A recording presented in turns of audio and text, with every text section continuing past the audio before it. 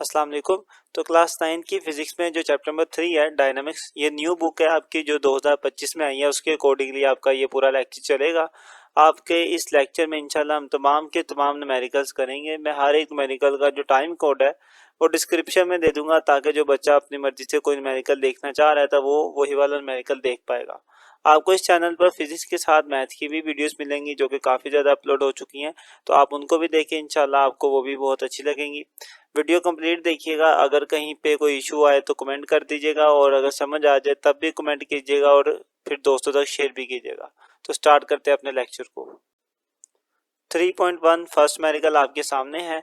इसकी स्टेटमेंट में लिखा हुआ है कि आ 10 kg block is placed on a smooth horizontal surface. कि आपके पास कोई स्मूथ हॉरिजॉन्टल सरफेस है और उसके ऊपर 10 किलो का कोई ब्लॉक पड़ा हुआ है। इसको बना लेते हैं साथ साथ में जो वो कहता जा रहा है। तो लेट्स सपोज जी आपके पास ये कोई सरफेस है स्मूथ, और इसके ऊपर कोई हॉरिजॉन्टल बॉक्स पड़ा हुआ है स्मूथ, कुछ इस तरीके से। ये हमारा कोई बॉक्स है जो कि सरफेस के ऊपर पड़ा हुआ है। आगे वो कहता है कि इस ब्लॉक का जो मैस है वो 10 kg है। मैस उसने दिया हुआ, मैस को साथ में लिख लेते हैं जी। मैस हमारे पास 10 kg। आगे वो कहता है कि a horizontal force is 5 newton is applied to the block. कि हमने इस ब्लॉक के ऊपर 5 न्यूटन की फोर्स लगाई है जो कि हॉरिजॉन्टल डायरेक्शन में, मतलब कि इसी डायरेक्शन में हमने फोर्स लगाई है 5 न्यूटन की। तो फोर्स उसने मुझे दे दी हुई है, वो भी लिख लेते हैं। फोर्स है जी 5 न्यूटन। आगे वो कहता है फाइंड, मालूम करें। क्या करना है? पहली चीज वो कहता है the acceleration produced in the block. कि इस ब्लॉक के अंदर जो एक्सेलरेशन प्रोड्यूस होगा, जाहिर है जब इसे फोर्स लगाएंगे तो ये मूव तो करेगा, और इसके अंदर क्या आ जाएगा? एक्सेलरेशन आएगा। वो कितना एक्सेलरेशन होगा आपको, एक तो ये चीज आपको बतानी है। दूसरा वो कहता है the velocity of the block after 5 second. ये 5 सेकंड के बाद इसकी वेलोसिटी कितनी होगी। ठीक है, तो फाइनल वेलोसिटी से हम कहेंगे वो हमें फाइंड आउट करनी है, क्योंकि जब इसे मूव करना स्टार्ट करवाया था उस वक्त ये रुका हुआ था, तो इनिशियल वेलोसिटी फिर इसकी क्या हो जाएगी? जीरो हो जाएगी।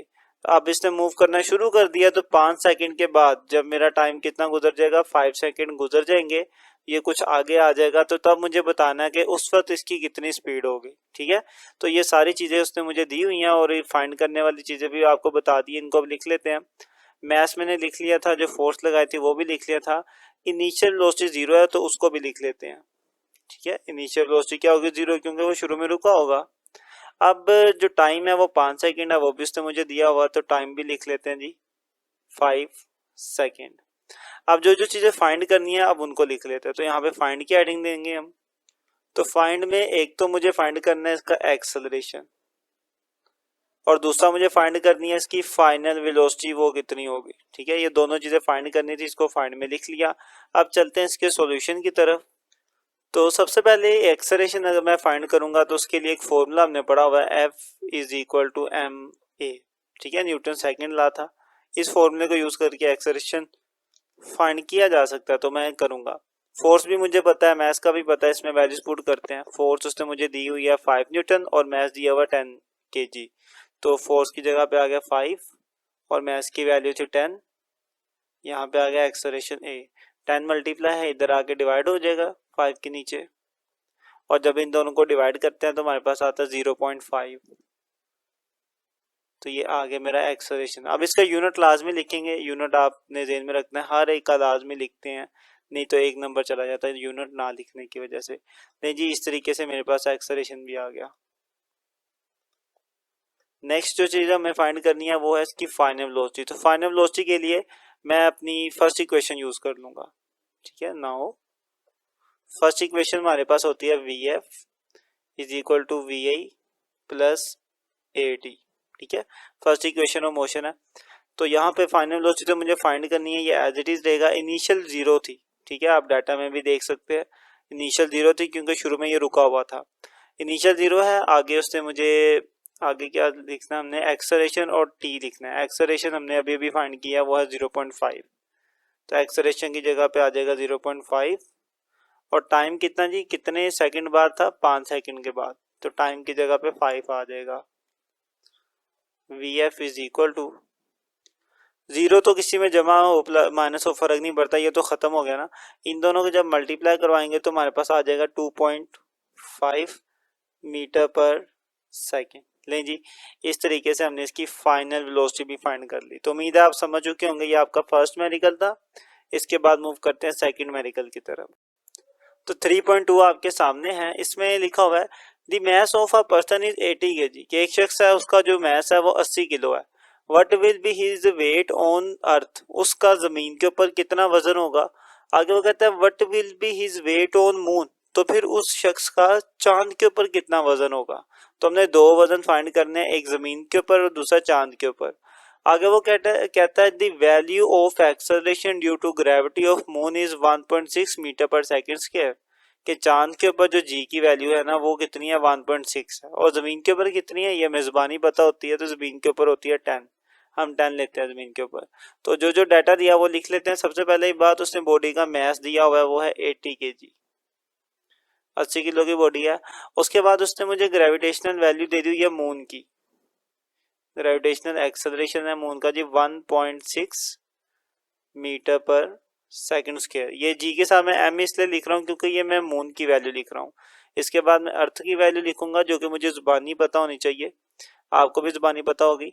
तो ये होती है जी 10 मीटर पर सेकंड स्क्वायर। ठीक है, ये चीजें उसने मुझे दी हुई हैं। अब फाइंड की तरफ चलते हैं। तो फाइंड में मुझे उसका वेट फाइंड करना है। ठीक है, वेट मुझे फाइंड करना है, लेकिन चांद के ऊपर भी करना है और जमीन के ऊपर भी करना है। तो मैं पहले जमीन वाला वेट लिख लेता हूँ कि जमीन वाला वेट फाइंड करना है, और फिर चांद के लिए यहाँ पे छोटा सा एम लिख देता हूँ, मतलब मून वाला वेट फाइंड करना है। तो चांद के ऊपर और जमीन के ऊपर दोनों के ऊपर जो मुझे वेट फाइंड करना है वो मैंने लिख लिया। अब चलते हैं सोल्यूशन की तरफ। तो मैं पहले वेट फाइंड करना चाह रहा हूँ जमीन के ऊपर, तो मैं हेडिंग दे देता हूँ वेट एट अर्थ, कि जमीन के ऊपर वजन, या एड की जगह पे ऑन आ जाए तो ज्यादा बेहतर है। तो वेट ऑन अर्थ, जमीन के ऊपर वजन फाइंड करेंगे। तो वजन का फॉर्मूला होता है हमारे पास W is equal to mg। अब चूंकि अर्थ पे कर रहा हूँ तो इसलिए W के साथ E लिखूंगा और G के साथ भी क्या लिखूंगा, E लिखूंगा, ताकि मुझे पता रहे ये अर्थ वाला काम हो रहा है। मैस कितना था, मैस था उसका 80 किलो, तो M की जगह आ जाएगा 80, और G की वैल्यू होती है 10, जमीन पर G की वैल्यू 10 होती है। इनको मल्टीप्लाई करवाएंगे तो हमारे पास 800 आ जाएगा, 800। तो ये मेरे पास वेट आ गया। वेट का यूनिट होता है न्यूटन, तो साथ में न्यूटन आएगा। तो मैंने अर्थ वाला वेट फाइंड कर लिया। अब चलते हैं मून की तरफ। मून पर वेट ऑन मून, मून पर भी सेम यही फॉर्मूला लगेगा, W is equal to mg। लेकिन चूंकि अब मून वाला है तो W के साथ m आ जाएगा और G के साथ भी m आ जाएगा। तो Wm is equal to, mass था उसका 80 kg, और जो Gm है मतलब जो मून के ऊपर ग्रेविटेशनल वैल्यू है वो थी 1.6 जो उसने दी हुई है, तो यहाँ पे 1.6 आ जाएगा, 1.6। और जब आप इन दोनों को मल्टीप्लाई करवाते हैं तो आपके पास आ जाता है 128। तो 128 न्यूटन उसका वजन आ गया जी मून के ऊपर। तो आप देख सकते हैं कि चांद के ऊपर जाके जो वजन है वो कम हो जाता है, क्योंकि जो वजन होता है ना वो डिपेंड करता है ग्रेविटेशनल एक्सेलरेशन के ऊपर। तो यहाँ से ये भी बात आप ध्यान में रख लेना कि जो वजन होता है वो चेंज हो जाता है, लेकिन मैस चेंज नहीं होता। आपने देखा कि बॉडी का जो मैस है वो तो 80 किलो है, यहाँ पर भी 80 किलो है, उधर भी 80 किलो है, लेकिन वजन डिफरेंट है दोनों जगहों पे, क्योंकि वजन जो है वो बेसिकली ग्रेविटेशनल फोर्स पे डिपेंड करता है। तो जहाँ पे ग्रेविटेशनल फोर्स ज़्यादा होती है वजन भी ज़्यादा हो जाता है, और जहाँ पे ग्रेविटेशनल फोर्स कम होती है वजन भी कम हो जाता है। तो यहाँ तक हमने अपना सेकंड मेरिकल कर लिया। मूव करते हैं थर्ड मेरिकल की तरफ। 3.3 इसमें लिखा हुआ है कि what force is required to increase the velocity of 800 kilogram car, कि आपके पास 80 किलो की कोई कार है और आपने उसकी क्या करनी है, वेलोसिटी इंक्रीज करनी है। तो देखते हैं जी, ये मेरे पास एक कार है और लेट्स सपोज जी यहाँ से आगे की तरफ मूव कर रही है। तो स्टार्टिंग पे इसकी जो वेलोसिटी है जिसे हम कहेंगे इनिशियल वेलोसिटी, वो उसने मुझे दी हुई है। आगे वो कहते हैं देखें 800 kg car from 10 metre per second to 30 metre per second, के उस कार की जो वेलोसिटी है वो स्टार्टिंग पर कितनी है, 10 है, 10 मीटर पर सेकंड है। आप चाहते हैं कि उसकी वेलोसिटी इंक्रीज हो जाए, इंक्रीज होकर कितनी हो जाए, 30 हो जाए, तो इसे हम फाइनल वेलोसिटी कहेंगे अपनी। और आगे वो कहता है कि कितने टाइम में होनी चाहिए ये इंक्रीज, 10 सेकंड के अंदर होनी चाहिए। तो टाइम भी उसने बता दिया हुआ है, टाइम लगना चाहिए 10 सेकंड। तो हमें बेसिकली ये बताना है कि इस कार की जो वेलोसिटी है वो शुरू में 10 है, हम चाहते हैं वो कितनी हो जाए, 30 हो जाए और कितने टाइम के अंदर हो, 10 सेकंड के अंदर हो, तो हमें मजीद कितनी फोर्स लगाना पड़ेगी, इसकी जो स्पीड है या इसकी जो वेलोसिटी है वो इंक्रीज करने के लिए कितनी फोर्स और लगाना पड़ेगी इस कार के ऊपर, ये उसकी डिमांड है। तो जो जो उसने दिया हुआ है पहले डाटा वो लिख लेते हैं। तो पहली चीज तो इस कार का मैस उसने मुझे दिया हुआ है, तो मैस है मेरे पास 100 किलोग्राम। उसके बाद उसने बताया हुआ है कि इसकी जो स्पीड है इनिशियल वेलोसिटी वो कितनी है, इनिशियल वेलोसिटी है मेरे पास 10 metre per second. Final velocity भी उसने बताई हुई है, वो है हमारे पास 30 मीटर पर सेकंड। और उसने टाइम भी दिया हुआ है, वो 10 सेकंड है, तो टाइम है हमारे पास 10 सेकंड। ये सारी चीज़ें मुझे गिवन थी, ये मैंने लिख लिया। अब फाइंड मुझे क्या करनी है, मुझे फाइंड करनी है फोर्स, कि कितनी फोर्स मुझे लगाना पड़ेगी इसको आगे इसकी स्पीड इंक्रीज करने के लिए। तो चलते हैं इसके सॉल्यूशन की तरफ। तो जैसा कि मुझे फोर्स फाइंड करनी है ना, तो फोर्स का फॉर्मूला होता है F is equal to m a. तो इस फॉर्मूले के अंदर आप देखें मैथ्स तो मुझे पता है कितना वो उसने दिया हुआ है, लेकिन मुझे ये नहीं पता कि एक्सेलरेशन कितना बढ़ेगा। तो पहले हम ना एक्सेलरेशन फाइंड कर लेते हैं, बाद में इस फॉर्मूले में एक्सेलरेशन की वैल्यू और मैथ्स की लिखकर फोर्स फाइंड कर लेंगे। तो सबसे पहले हम फाइंड करते हैं अपना एक्सेलरेशन। तो एक्सेलरेशन के लिए एक्सेलरेशन का फॉर्मूला लगेगा, वो बराबर होता है जी v f minus v i divided by t. ये फॉर्मूला एक्सेलरेशन का, वैल्यूज पुट करते हैं एक्सेलरेशन आ जाएगा। तो फाइनल वेलोसिटी मेरे पास 30 थी, तो यहाँ पे 30 आएगा, माइनस इनिशियल हमारे पास 10 है, तो यहाँ पे 10 आ जाएगा, डिवाइड में टाइम कितना था, टाइम भी 10 सेकेंड था, तो टाइम आ जाएगा जी 10। एक्सेलरेशन इज इक्वल टू, इनको माइनस किया तो 20 आ गया डिवाइडेड बाय 10, और डिवाइड करके मेरे पास एक्सेलरेशन आ गया 2 मीटर पर सेकेंड स्क्वायर। ये एक्सेलरेशन आ गया। अब मैं फॉर्मूला लगाऊंगा फोर्स वाला। नाउ फोर्स किसके बराबर होती है, एम ए के। वैल्यूज पुट कर दें आप, F is equal to m, mass उसका था 800 किलो, देख लें मैथ्स दिया हुआ था 800, ठीक है। तो मैथ्स की जगह पे 800 आ गया, और एक्सेलरेशन था हमारे पास 2, तो एक्सेलरेशन की जगह पे 2 आ गया। इनको मल्टीप्लाई करवाएं तो आपके पास आ जाएगा जी 1600 न्यूटन, 1600 न्यूटन। इतनी फोर्स आपको लगाना पड़ेगी उस गाड़ी के ऊपर, तो फिर उसकी जो स्पीड है वो 10 से इंक्रीज होकर 30 हो जाएगी।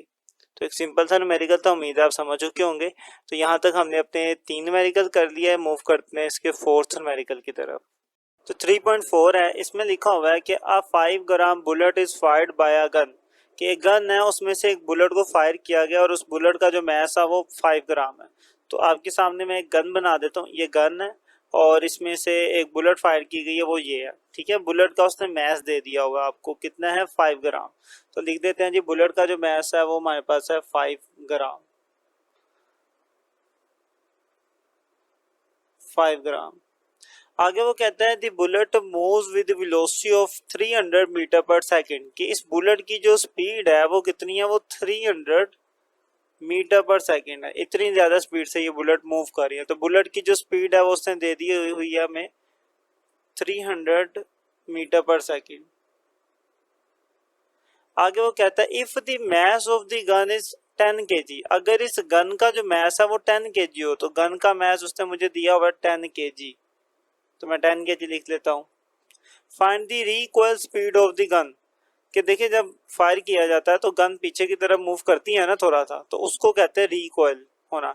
तो जितनी स्पीड से ये मूव करेगी वो हमने फाइंड करना है कि इसकी रिकॉइल स्पीड क्या होगी। तो मुझे क्या करना है, गन की स्पीड फाइंड करनी है, रिकॉइल, उसको हम फाइंड वाली हेडिंग में लिखेंगे। लेकिन यहाँ पर मैं थोड़ा सा एक काम कर दूं कि इनको नाम दे देते हैं। जैसा कि मेरे पास बुलेट का भी मैस है, गन का भी मैस है, तो इनको हम डिफ्रेंशिएट करने के लिए एक को M1 कह देते हैं, दूसरे को M2 कह देते हैं। तो जो बुलेट का मैस है उसे मैं M1 कह देता हूँ, और ये जो स्पीड थी ये भी बुलेट की थी, तो इसे भी मैं V1 कह देता हूँ। और इस गन का जो मैस है वो क्या है, M2, उसे मैं M2 कह देता हूँ। और गन की जो स्पीड होगी पीछे आने की वो तो मुझे फाइंड करनी है, तो उसे मैं फाइंड की हेडिंग में लिख दूंगा। तो यहाँ पे मैं लिख देता हूँ जी V2 मुझे क्या करनी है, फाइंड करनी है। V2 का मतलब क्या है, इसकी रिकॉइल स्पीड फाइंड करनी है। अब आते हैं अपने सॉल्यूशन की तरफ। अब हमने ये टॉपिक पढ़ा हुआ है इसी चैप्टर के अंदर के law of conservation of momentum, इस टॉपिक को हमने पढ़ा हुआ है, उसी टॉपिक का कॉन्सेप्ट यहाँ पे यूज करेंगे। तो मैं लिखता हूँ according to law of conservation of momentum. पहले मैं समझा देता हूँ कि इसका मतलब क्या होता है। इसके अकॉर्डिंगली कि पूरे सिस्टम का जो मोमेंटम है ना वो क्या रहता है, वो कंजर्व रहता है। जितना स्टार्टिंग पर है उतना ही एंडिंग में रहेगा।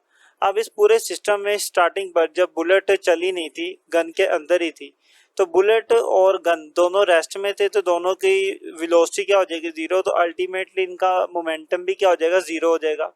लेकिन बाद में जब हमने बुलेट को फायर किया तो क्या हुआ, बुलेट आगे की तरफ मूव की और गन ने क्या किया, पीछे की तरफ मूव किया। तो अब जाहिर है दोनों मूव कर रहे हैं तो दोनों का कोई ना कोई मोमेंटम तो होगा। तो जितना स्टार्टिंग वाला मोमेंटम है वो जीरो था, वो किसके बराबर होगा, जितना फायर करने के बाद वाला मोमेंटम है। अब फायर करने के बाद क्या मोमेंटम होगा वो मैं आपको बता देता हूँ। यहाँ पे देखें, दोनों का मोमेंटम जमा करेंगे तो वो फायर करने के बाद वाला मोमेंटम आ जाएगा। गन का मोमेंटम और बुलेट का मोमेंटम जमा करेंगे। मोमेंटम कैसे आता है, मैस और वेलोसिटी को मल्टीप्लाई करवा के। तो बुलेट का मैस m1 था, वेलोसिटी v1 थी प्लस, और जो गन है उसके मैस को हमने m2 कहा था, तो वेलोसिटी क्या होगी, v2 होगी। ठीक है। तो इनिशियल मोमेंटम किसके बराबर होगा, फाइनल मोमेंटम। फाइनल मोमेंटम कैसे आएगा, दोनों के मोमेंटम्स को जमा कर देंगे तो फाइनल मोमेंटम आ जाएगा। तो इसी चीज को अब हमने नीचे लिखना है।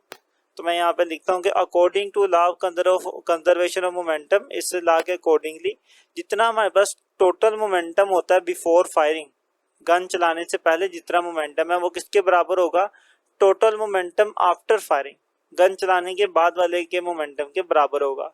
तो स्टार्टिंग पर तो दोनों रेस्ट में थे, गन भी और बुलेट भी अभी नहीं चलाई थी, तो उनका मोमेंटम क्या हो जाएगा, दोनों का जीरो हो जाएगा, इज इक्वल टू।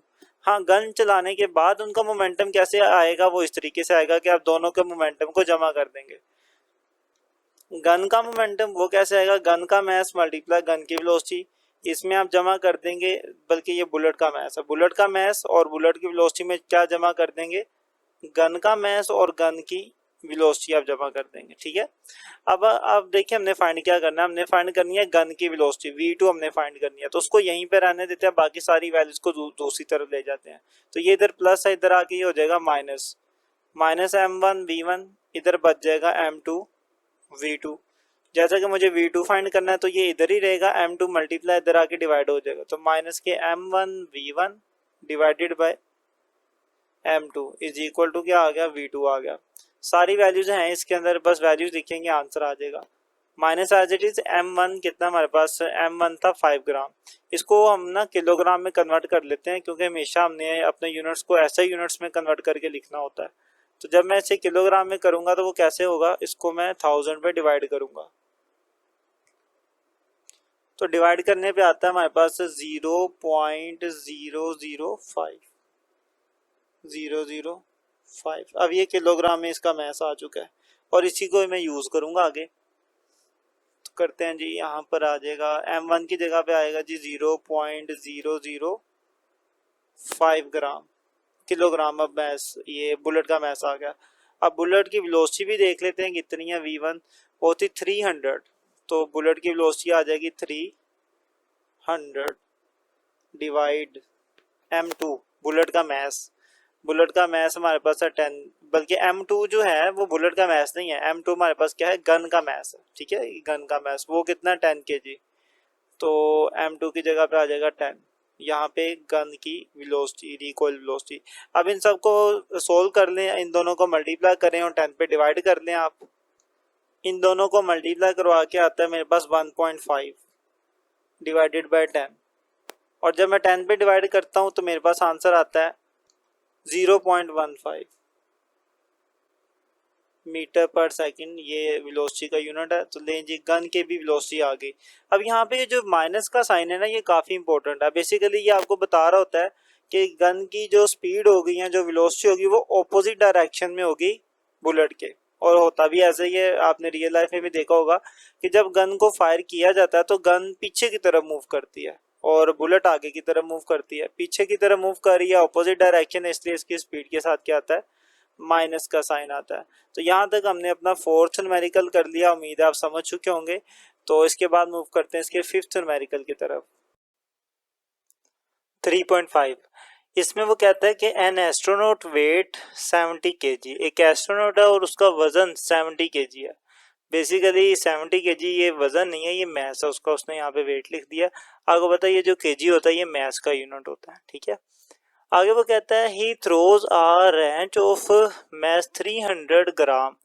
अगर वो 300 ग्राम का रेंच फेंकता है at speed of 3.5 metre per second, इतनी स्पीड के साथ अगर वो रेंच को आगे की तरफ फेंकता है तो फाइंड करो the speed of astronaut as he recoils away from the wrench.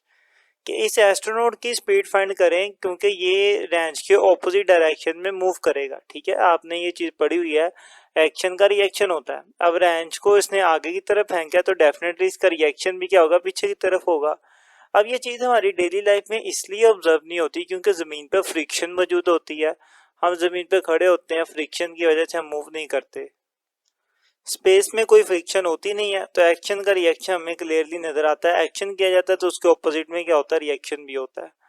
तो अगर रेंच आगे जाएगा तो एस्ट्रोनॉट भी पीछे जाएगा, और यही चीज हमें फाइंड करनी है कि एस्ट्रोनॉट जब पीछे जाएगा इसकी जो रिकॉइल स्पीड होगी वो क्या होगी, ये हमने फाइंड करना है।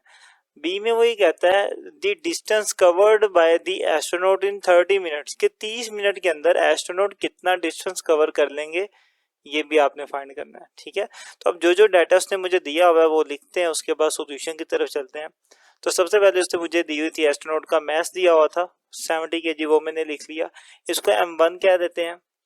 उसके बाद उसने मुझे रेंच का मैथ दिया हुआ था 300 ग्राम, मैंने वो भी लिख लिया, इसको m2 कह दे आप। लेकिन ये मैथ ग्राम में है, इसको हम बदल लेते हैं अभी यहीं पर ही किलोग्राम में। ठीक है, उसके लिए मुझे क्या करना पड़ेगा, इस 300 को डिवाइड करना पड़ेगा 1000 के साथ, तो फिर ये मेरे पास जो मैथ है ये किलोग्राम में कन्वर्ट हो जाएगा। और जब इसको डिवाइड करते हैं तो हमारे पास आता है 0.3 किलोग्राम। तो रेंज का भी मैथ आ गया हमारे पास। नेक्स्ट उसने मुझे दी हुई थी स्पीड। ठीक है, रेंज की स्पीड भी दी हुई थी, इसको थोड़ा ऊपर कर लेते हैं। स्पीड उसने दी हुई थी 3.5 मीटर पर सेकंड, तो वो हमने लिख ली 3.5 मीटर पर सेकंड रेंज की स्पीड है। अब रेंज की स्पीड है, देखिए रेंज के मैथ को मैंने m2 कहा था, तो रेंज की स्पीड को भी मैं क्या कह देता हूँ, v2 कह देता हूँ। ठीक है, नेक्स्ट जो चीजें हमें फाइंड करनी है उसकी तरफ चलते हैं। लेकिन यहाँ पर अगर आप देखें तो उसने मुझे टाइम भी दिया हुआ था 30 मिनट का। ठीक है, कि एस्ट्रोनॉट 30 मिनट में कितना डिस्टेंस कवर करेगा, तो ये टाइम दिया हुआ है तो वो भी लिख लेते हैं। टाइम है मेरे पास 30 मिनट का, तो ये मिनट में है, इसको हम कन्वर्ट करते हैं सेकंड के अंदर, क्योंकि टाइम का ऐसा यूनिट सेकंड है। तो उसके लिए मुझे इसे मल्टीप्लाई करना पड़ेगा 60 के साथ, क्योंकि एक मिनट में 60 सेकंड होते हैं, तो फिर ये सेकंड में कन्वर्ट हो जाएगा। जब इसको मल्टीप्लाई करेंगे तो 180 सेकंड आ जाएगा। लेकिन डाटा हमने सारा लिख लिया है, अब चलते हैं फाइंड की तरफ कि फाइंड हमने क्या करना है।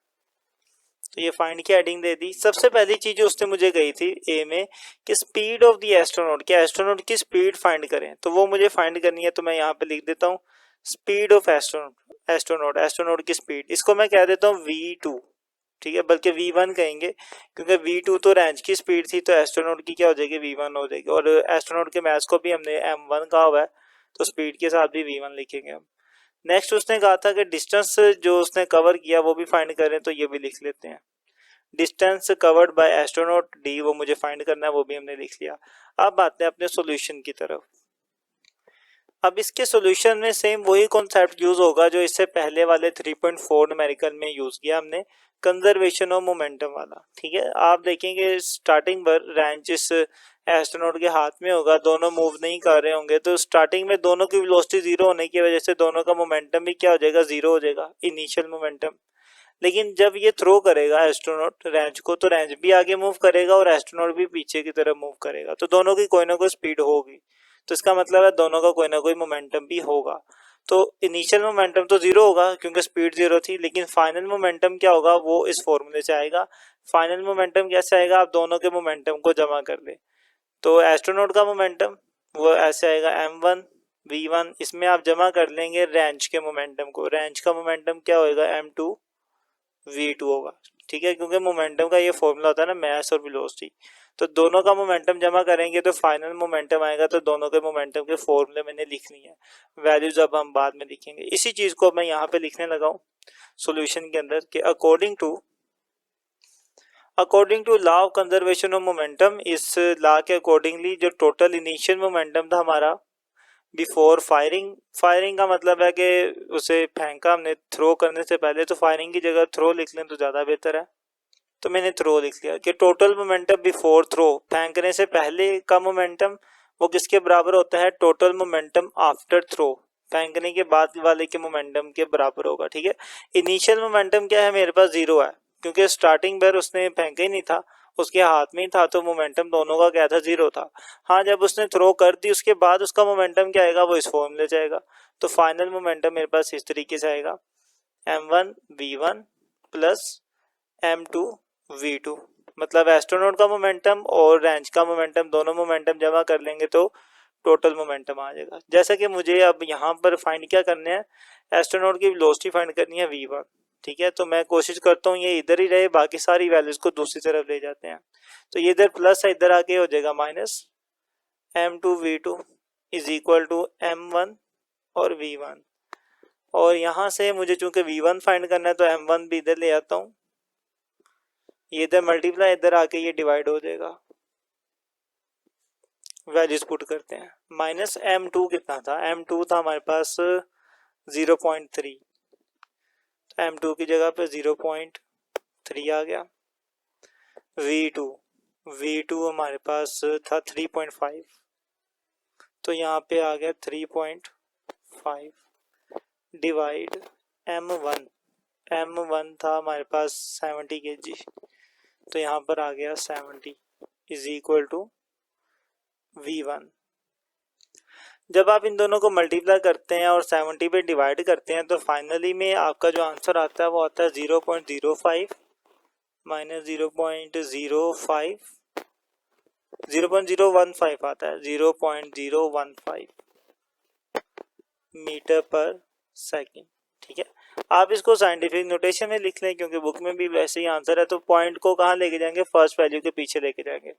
तो 1 पॉइंट इधर आ गया, मल्टीप्लाई 10 की पावर, कितनी वैल्यू छोड़ी मैंने, 1 और 2 छोड़ के गया था ना पॉइंट आगे, तो 2 वैल्यू छोड़ी है तो इसलिए 10 की पावर 2 आएगी, -2 आएगी क्योंकि हम राइट साइड की तरफ मूव कर रहे हैं, और then metre per second is equal to v1। ठीक है, तो ये मेरे पास किसकी वेलोसिटी आ गई, एस्ट्रोनॉट की वेलोसिटी आ गई, एस्ट्रोनॉट इतनी वेलोसिटी के साथ मूव करेगा।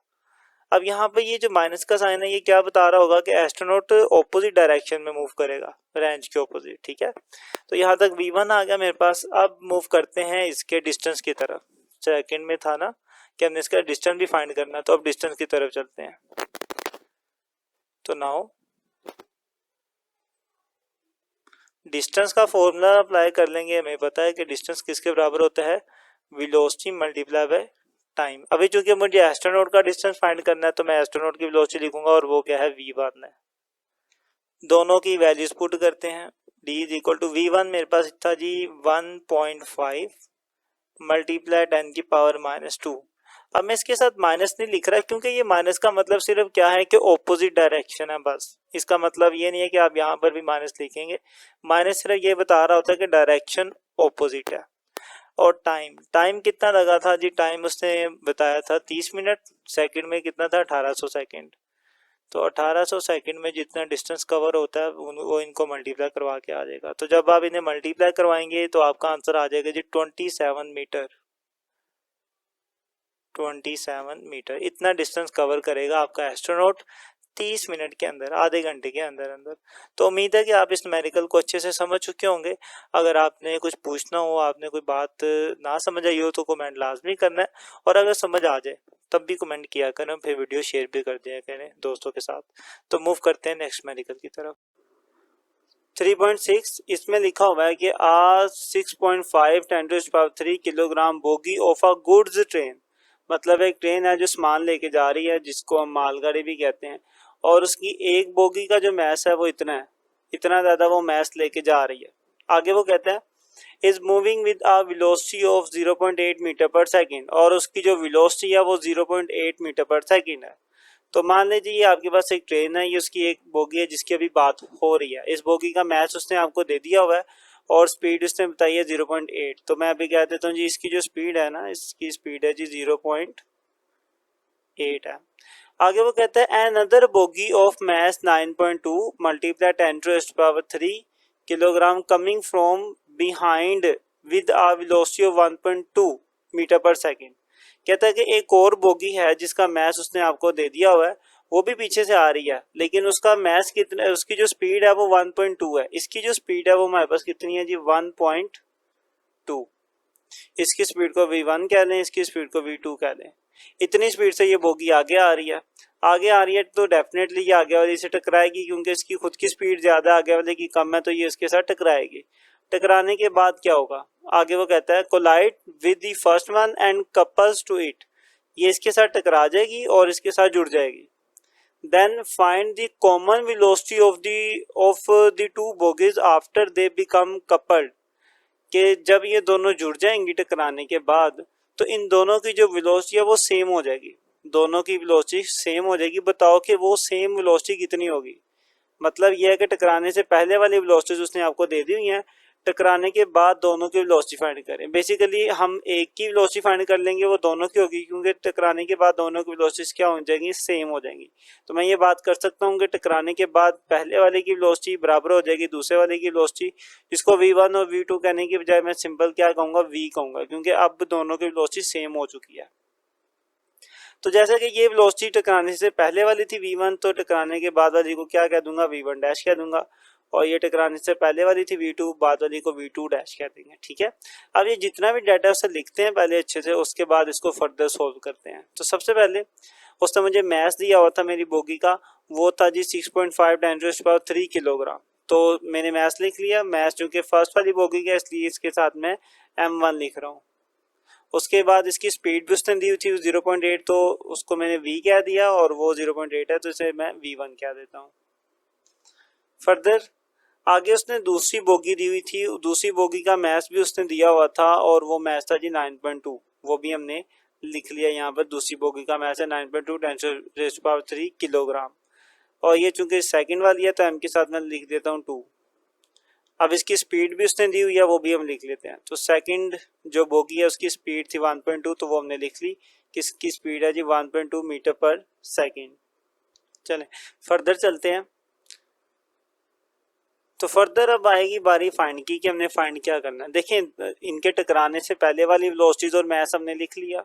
अब हमने फाइंड ये करना है कि जब ये टकरा जाएंगी और फिर जुड़ जाएंगी, उसके बाद दोनों की जो कॉमन वेलोसिटी है, क्योंकि दोनों की वेलोसिटी सेम हो जाएगी ना, इसलिए हम उसे क्या कह रहे हैं, कॉमन वेलोसिटी। टकराने के बाद वाली वेलोसिटी उसे हम अब फाइंड करेंगे। ठीक है, उसे मैं लिख देता हूँ यहाँ पर कि हमने क्या फाइंड करना है, कॉमन वेलोसिटी फाइंड करनी है जब ये जुड़ जाएंगे। तो कॉमन वेलोसिटी बिकम्स कपल, मतलब जब ये जुड़ जाएंगे उसके बाद की कॉमन वेलोसिटी, तो v1 डैश हो जाएगी, और टकराने के बाद इसकी वेलोसिटी को v2 डैश कहूँगा, और दोनों को सिंपल मैं क्या लिखूंगा, v लिखूंगा, क्योंकि अब दोनों क्या है, सेम हो चुकी हैं। अब आते हैं अपने सॉल्यूशन की तरफ। तो ये हमारे पास हमारा सॉल्यूशन है।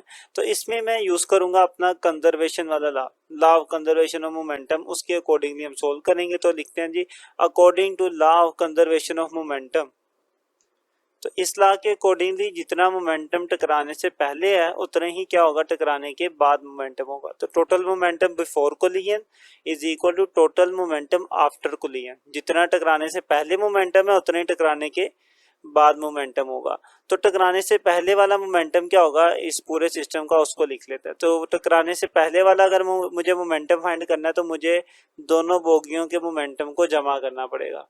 तो पहले वाली बोगी का जो मोमेंटम है वो कैसे आएगा, m1v1 लिखकर, पहले वाली बोगी m1v1, इसका मोमेंटम जमा कर दूंगा दूसरी बोगी के मोमेंटम में, तो m2v2, दोनों का मोमेंटम जमा करूंगा तो ये मेरा मोमेंटम आ जाएगा टकराने से पहले वाला। अब टकराने के बाद वाला मोमेंटम कैसे आएगा, वो भी इसी फॉर्मूले से आएगा, m1v1। लेकिन चूंकि टकराने के बाद वेलोसिटी में चेंज आ जाएगा, क्या चेंज आएगा, वेलोसिटी बदल जाएगी। लेकिन एक चीज उसने ये भी बताई हुई है कि दोनों की वेलोसिटी बदल जरूर जाएगी लेकिन सेम हो जाएगी। तो टकराने के बाद वाली जो वेलोसिटी है उसे हम v1 और v2 डैश कहते हैं, लेकिन ये चूंकि दोनों बराबर हो जाएंगी, सेम हो जाएंगी, इसलिए मैं इन दोनों की जगह पे सिंपल क्या लिख सकता हूँ, v लिख सकता हूँ। ठीक है, मैं फॉर्मूले में पहले तो v1 डैश ही लिखूंगा, अगले स्टेप में इनको सेम कर लेंगे। ठीक है, टकराने के बाद मोमेंटम क्या हो जाएगा, टकराने के बाद वाली वेलोसिटी मल्टीप्लाई मैस, और इसका दूसरी वाली बोगी का भी मोमेंटम क्या होगा, m2 मल्टीप्लाई उसकी भी वेलोसिटी v2 डैश। क्योंकि ये दोनों सेम है, अब मैं यहाँ पे रेफरेंस भी दे देता हूँ कि v1 डैश और v2 डैश किसके बराबर है, v के बराबर है, क्योंकि टकराने के बाद दोनों की वेलोसिटी सेम थी तो इसलिए 1 और 2 लिखने की बजाय सिंपल मैं v लिख दूंगा। तो फॉर्मूला कुछ यूं बनेगा, m1v1 plus m2v2 is equal to m1v आ जाएगा और प्लस यहाँ पर भी m2v आ जाएगा। अब इन दोनों में से आप देख सकते हैं v कॉमन है तो v को कॉमन ले लेते हैं, ये बचेगा मेरे पास कॉमन लेने के बाद। तो v कॉमन ले लिया, यहाँ से भी m1 और यहाँ से भी m2 बच गया। ये सारी वैल्यू एज इट इज। अब इसके अंदर वैल्यूज को पुट करते हैं, सारी वैल्यूज है हमारे पास, बस इसमें वैल्यूज लिखेंगे और सॉल्व करेंगे, आंसर आ जाएगा। तो सबसे पहले m1 की अगर बात की जाए तो वो मेरे पास था 6.5 10⁻³ तो यहाँ पे आ जाएगा 6.5 10⁻³ और v1 पहले वाले की जो वेलोसिटी थी वो हमारे पास क्या थी, वो थी 0.8 तो इसके साथ आ जाएगा 0.8 प्लस m2 दूसरी बोगी का मैस था 9.2 10⁻³ तो 9.2 10⁻³ इससे मल्टीप्लाई होना दूसरी बोगी की वेलोसिटी के साथ, तो दूसरी बोगी की वेलोसिटी ये है, इसके साथ v2 आना चाहिए और वो है 1.2 तो v2 की जगह पे आ गया 1.2। अभी तक मैंने सिर्फ इनकी वैल्यूज को पुट किया, ठीक है। अब भी इस वाले हिस्से पे आना हमने, तो इक्वल, अब यहाँ पे m1 प्लस m2 हो रहा है।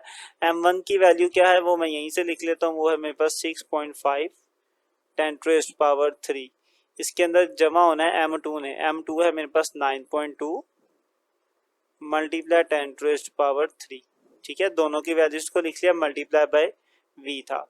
अब इनको कैलकुलेटर पर आप एज इट इज ही लिखेंगे 6.5, लेकिन ब्रैकेट लिखना जरूरी है। आप ब्रैकेट डालें 6.5 लिखें, फिर मल्टीप्लाई पे 10 लिखें। पावर लेने के लिए कैलकुलेटर पर एक छोटा सा बटन होता है इस तरह का, ठीक है। आप उसको क्लिक करेंगे तो ये साइन आ जाएगा स्क्रीन पर, देन ऊपर पावर 3 है तो आप 3 लिख दें, फिर ब्रैकेट क्लोज और आगे वाली वैल्यू 0.8। बिल्कुल ऐसे ही आपने कैलकुलेटर पर लिखना है और लिखने के बाद जब आप इक्वल का साइन दबाएंगे, बटन दबाएंगे तो आपके पास जो वैल्यू आएगी वो आ जाएगी 5200। आपका हो सकता है आंसर साइंटिफिक में आ जाए तो तब भी आप इसको मतलब नॉर्मल में कन्वर्ट करके 5200 लिख लें। प्लस जब आप इन दोनों को मल्टीप्लाई करवाएंगे तो आपके पास आंसर आ जाएगा जी 11040 देन इक्वल टू, अब ये चूंकि दोनों जमा हो रहे हैं तो इनको जमा कर दें, एज इट इज लिख दीजिएगा कैलकुलेटर पर, तो आपके पास जो फाइनल आंसर आ जाएगा वो आएगा जी 15.7 मल्टीप्लाई 10⁻³, ठीक है। आप ऐसे ये चीज़ जुबानी भी कर सकते थे, क्योंकि जब ये पावर सेम हो जाए ना तो फिर इजीली जमा कर सकते हैं हम। सिंपल 6.5 में जमा करेंगे 9.2 तो 15.7 आ जाएगा, 9 और 6 15 और 5 और 2 7 हो गए, तो ये चीज़ आ गई। आप इसको नॉर्मल में भी लिख सकते हैं, ठीक है। ये मैं लिख के दिखा देता हूँ आपको, पहले इनको जमा कर लें। जब इनको जमा करते हैं तो हमारे पास आता है जी 16240। इसको आप नॉर्मल में कन्वर्ट कर ले, 10⁻³ है ना, मतलब मुझे अपने पॉइंट को 3 वैल्यूज तक मूव करवाना पड़ेगा, ठीक है, इस तरफ, क्योंकि पॉजिटिव है तो इस साइड पे जाऊंगा मैं। तो 15, एक तो ये 7 आ जाएगा, एक आप आगे वैल्यू नहीं है तो 0 लगाऊंगा, 1 2 और 3, ठीक है। पॉइंट देखें यहाँ से यहाँ आया 3 रकमें छोड़कर, तो 10⁻³ को मैंने मुकम्मल तौर पे सोल्व कर लिया। ये इधर मल्टीप्लाई इधर आके डिवाइड हो जाएगा, तो 16240 divided by 15700 is equal to v। इनको डिवाइड कर लें तो डिवाइड करके आपके पास आंसर आ जाएगा जी 1.03, ठीक है, मीटर पर सेकंड। ये आपके पास वेलोसिटी का यूनिट आ गया। तो उम्मीद है कि आप इसे समझ चुके होंगे। टकराने के बाद दोनों की दोनों बोगियां इतनी स्पीड के साथ मूव करेंगी 1.03, ठीक है। तो उम्मीद है आप इसे अच्छे से समझे होंगे। यहाँ तक ये न्यूमेरिकल हो गया आपका, ये न्यूमेरिकल नंबर था 6। मूव करते हैं न्यूमेरिकल नंबर 7 की तरफ। तो नेक्स्ट न्यूमेरिकल आपका 3.7, इसमें लिखा हुआ है अ cyclist weighing 55 kg ride a bicycle of mass 15 kg, कि एक साइकिलिस्ट है जिसका खुद का जो मैस है वो 55 किलो है और वो एक साइकिल चला रहा है जिस साइकिल का मैस है 15 किलो। अब यहाँ पर एक बात ध्यान में रख लें, ये जो 15 kg वैल्यू है ना, ये अपडेटेड वैल्यू है, पुरानी बुक में जहाँ पे 5 kg लिखा हुआ था तो वो आप ठीक कर लें। 15 kg फाइनल है और बिल्कुल ठीक वैल्यू है, इसी के मुताबिक ही जो न्यू बुक है उसके अंदर एडिशन यही है। तो जिसका 5 है वो इसको 15 कर ले। तो बात ये हो रही थी कि एक साइकिल है जिसका खुद का वजन या खुद का जो मैस है वो 15 किलो है और उस साइकिल चलाने वाले का जो मैस है वो 55 किलो है, ठीक है। He start from rest and applies a force of 90 newton. उस बाईसाइकिल ने रेस्ट की हालत से चलना स्टार्ट किया और 90 न्यूटन की फोर्स लगाई जिसकी वजह से साइकिल ने मूव किया। यानी कि अभी मान ले वो यहाँ पर था, वो उसने फोर्स लगाई और आस्ता तो उसकी स्पीड ज़्यादा हो गई। तो शुरू में उसकी जो स्पीड थी या वेलोसिटी थी वो थी 0 और कुछ टाइम के बाद, कितने टाइम के बाद, 8 सेकंड के बाद उसकी कोई ना कोई स्पीड होगी, उसे हमने क्या कह दिया, वी एफ कह दिया, फाइनल वेलोसिटी कह दिया। उसने उसकी वैल्यू नहीं दी हुई। आगे आगे लिखा then he continue at a constant speed for another 8 second. कि जब वो यहाँ पर पहुंच गया उसकी वेलोसिटी वी एफ होगी तो इसी वेलोसिटी के साथ वो मजीद कंटिन्यू करता रहा, यानी कि मूव करता रहा और आगे भी उसने मजीद 8 सेकंड तक ही मूव किया। मतलब पहले 8 सेकंड में वो स्टार्ट हुआ था और उसने कोई ना कोई वेलोसिटी हासिल कर ली, फिर उसी सेम उतनी ही वेलोसिटी के साथ वो मजीद 8 सेकंड तक मूव करता रहा। Calculate the total distance travelled by the cyclist. आपने ये बताना है कि साइकिलिस्ट ने टोटल कितना डिस्टेंस कवर किया था। तो डिस्टेंस उसने कितना कवर किया होगा, पहले उसने यहाँ से लेकर यहाँ तक डिस्टेंस कवर किया, उसे मैं S1 कह दूंगा। फिर इतनी स्पीड के साथ मजीद उसने आगे वाला डिस्टेंस कवर किया, ये यहाँ से यहाँ तक, जिसे मैं S2 कह दूंगा। तो टोटल कैसे आएगा पूरे डिस्टेंस को जमा करने से। तो वन बाय वन दोनों डिस्टेंस को फाइंड करेंगे। तो पहले हम अपना डाटा लिख लेते हैं। सबसे पहले चीज उसने साइकिलिस्ट का मैच दिया था 55 kg, वो लिख लिया। बाईसाइकिल का दिया था 15 kg, वो लिख लिया। टोटल कैसे आएगा दोनों को जमा करके, और वो हो गया 70 kg। नेक्स्ट हमारे पास फोर्स, इसने फोर्स जो लगाई थी वो 90 न्यूटन की फोर्स लगाई थी। 90 न्यूटन की फोर्स के साथ इसने मूव किया था, वो भी हमने लिख लिया। नेक्स्ट टाइम चूंकि दोनों केस में 8 सेकंड ही लग रहा है तो इसलिए मैं टाइम के साथ 1 2 नहीं लिख रहा, सिंपल टी रहने देता हूँ क्योंकि टाइम तो दोनों केसेस में सेम ही है, तो फिर 1 2 लिखने का फायदा नहीं है। उसके बाद आगे हमारे पास थी इनिशियल वेलोसिटी, तो वो हमारे पास थी 0। उसने कहा था रेस्ट की हालत से चलना शुरू किया तो इनिशियल वेलोसिटी 0 होगी, वो भी हमने लिख लिया। नेक्स्ट फर्दर चलते हैं हम कि हमें फाइंड क्या करना है। हमें फाइंड करना है टोटल डिस्टेंस, तो उसे हमने एस से रिप्रेजेंट कर दिया। अब आते हैं अपने सॉल्यूशन की तरफ।